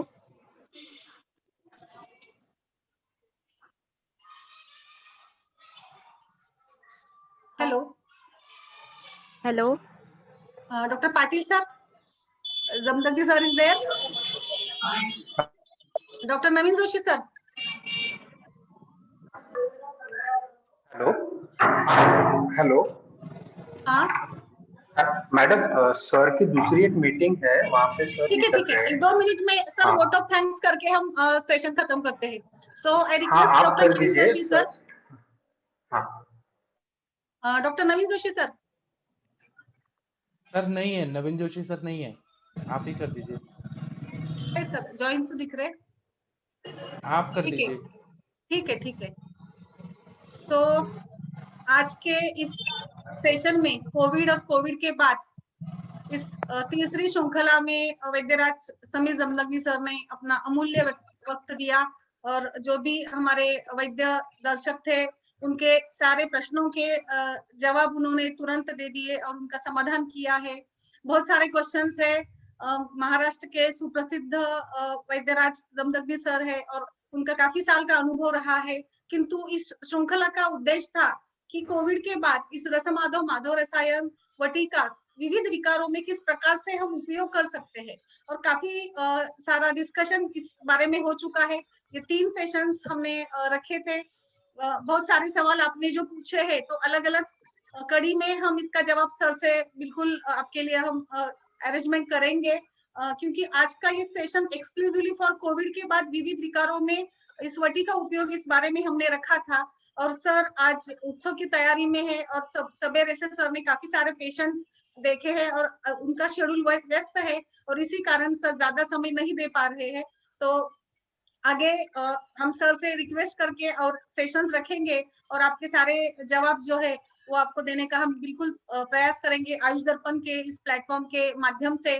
और मैं आप सभी का बहुत बहुत आभार व्यक्त करती हूँ, आपके आने से ही ये सेशन हम सक्सेसफुल बना सके। तो आप सभी का, वैद्य लोगों का, स्टूडेंट्स का, विद्यार्थियों का, सारे विश्ववर्ती आयुर्वेद रिसर्च टीम कोल्हापुर और पुणे का मैं बहुत बहुत आभार प्रकट करती हूँ आयुष दर्पण के प्लेटफॉर्म की ओर से, हमारी टीम की ओर से, वैद्य नवीन जोशी सर की ओर से, डॉक्टर अरविंद पाठक सर की ओर से। तो I think doctor Joshi sir, doctor Naveen Joshi sir.